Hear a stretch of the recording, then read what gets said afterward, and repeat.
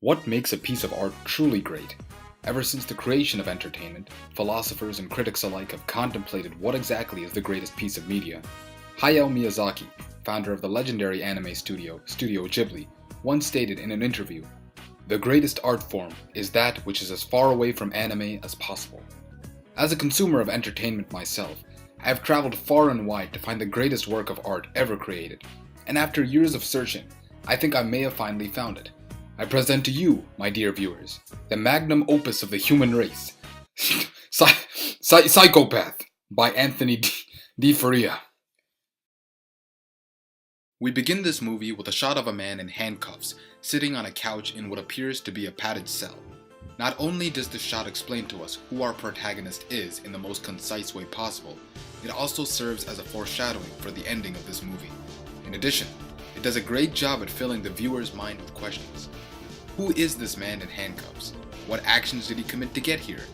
The fact that this movie evokes such insightful queries is a testament to the genius filmmaking at work here. After a beautiful transition, we move to what appears to be the same man in a different location. Note the change in wardrobe, indicating that this scene takes place at a different time than the prior one.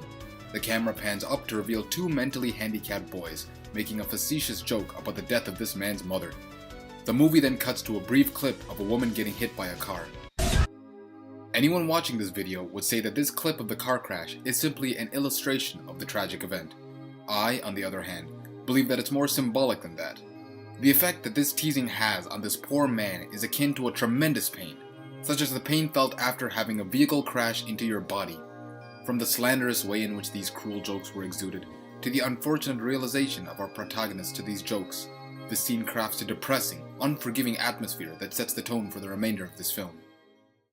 Following our lead's abhorrent discovery, he begins to make his way to the bathroom, desperately trying to avoid the situation.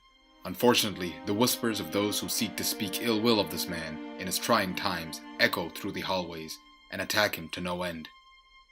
To make matters worse, just as he begins to enter the bathroom, our main character encounters the two boys once more, sharing a joke that is most likely at his own expense. At last, however, our protagonist enters the confines of the bathroom. But what is he going to do in this facility, you may ask? Perhaps take a colossal dump of frustration? To that I say no. Instead, this bathroom marks the venue in which our dear friend begins his plan of revenge.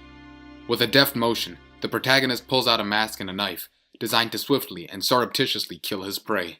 He walks down the hall and finds none other than Ryan Sorella, the thirstiest man alive, in his field of vision. Without a second thought, he grabs some shoelaces and strangles his adversary to death. He then turns to Shahab, the other wrongdoer who crossed him. Although this boy made more of an effort to escape, he too succumbs to death, ending the war of the psychopath.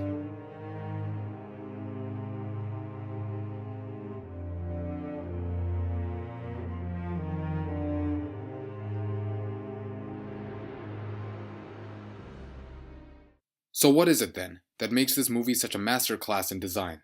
Simply put, it has to do with this movie's unabashed nature to depict a character and the actions that he commits. The viewer is not meant to sympathize with any of the characters in this movie. Even the lead, who gets tormented by his peers at the beginning of the film, devolves into a detestable villain before the final scene. But that was never what the creator wanted. Rather, it was to craft a dark, edgy, psychological thriller. Here we have a man who has lost everything. His mother, his reputation, and finally, his sanity. In his deepest pits of depression, extreme thoughts begin to envelop this poor soul. The feeling of loneliness, the pain of depression, the realization that you are at a loss in life and no one will come to your aid. This is what transmuted a normal human being into a killer. In an era where the slightest drop of a feather will offend someone, this movie proves to be a contemporary masterpiece. Its raw and primal nature isn't afraid to come out. This film deals with subject matter that most viewers would find uncomfortable, and yet at no point does Psychopath try to hide what it truly is. That being said, there's one part at the end where Ryan dubs a black guy.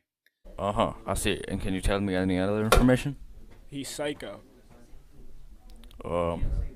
Okay. For this reason, this movie, while a masterpiece, is not flawless. In the end, I award this movie a 9.5 out of 10 and my highest recommendation.